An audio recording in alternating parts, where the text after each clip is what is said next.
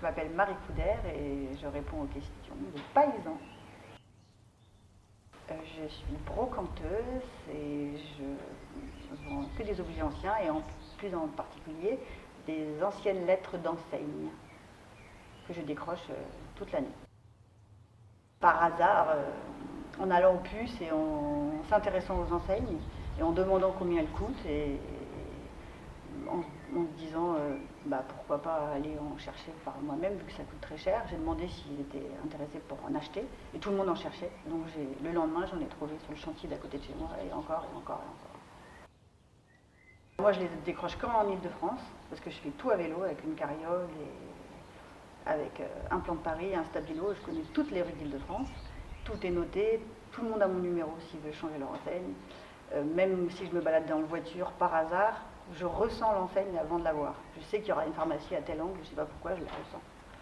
Et non, je les décroche qu'à Paris. Ou des fois en vacances. Là, j'en ai décroché pendant les vacances, à Prades.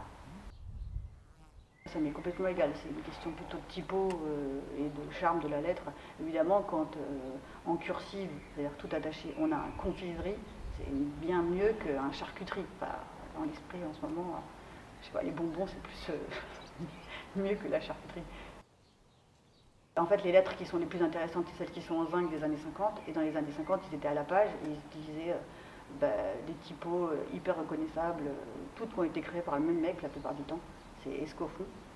Et il y a des typos comme qui s'appellent genre Banco, Mistral, Choc. Ça, j'en ai pas mal. Ils sont très caractéristiques. Moi, je préfère les métals. C'est-à-dire que là, par exemple, très peu de plastique, un peu de bois, mais oui, toujours en métal. Laiton, zinc, acier. Les chiffres, des fois il y a des chiffres avec l'enseigne, quand ils refont toute la façade, et des fois j'ai récupéré déjà sur des chantiers de rénovation, d'isolation par l'extérieur, ils enlèvent tous les chiffres de plein de bâtiments, et là je récupère plein de chiffres. Ça m'est arrivé. Oui, puisque c'est moi qui les décroche.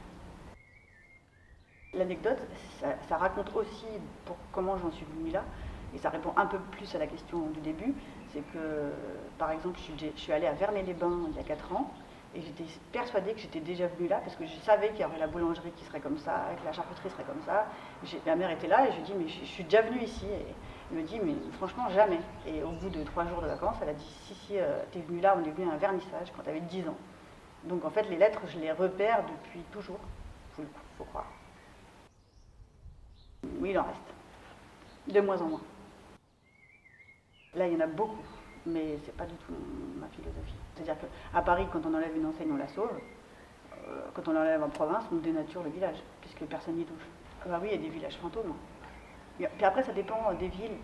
S'il y a une tradition d'avoir des lettres peintes ou d'avoir des lettres en volume, mais il y a des villes où on a, genre à Moulins, il y a un magasin sur deux, et il y a des lettres super belles, et tu sens pas le dynamisme,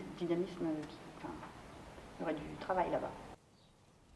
Ça marche par cycle, mais par exemple en ce moment j'aimerais avoir une cave qui est sur le boulevard Serrurier.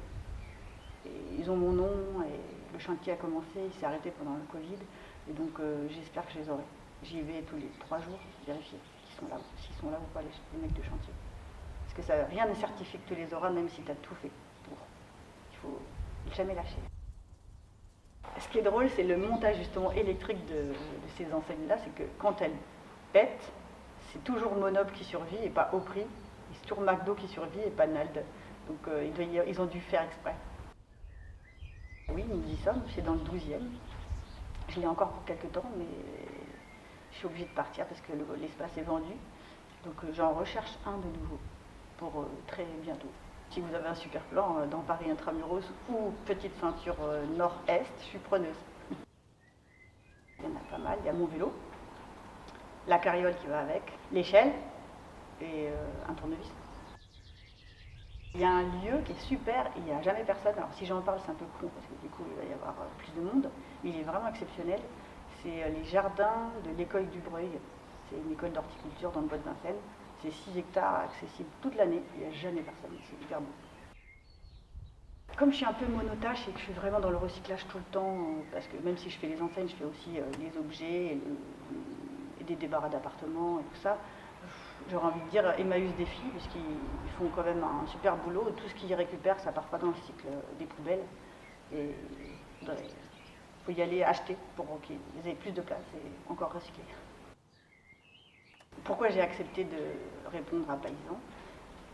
Parce que je ne fais jamais ça d'habitude, j'ai jamais répondu à aucune interview filmée, pour changer. Parce que si on change un tout petit truc, ça fait changer un autre truc et encore un autre truc, et comme on doit tous changer, il faut faire un effort.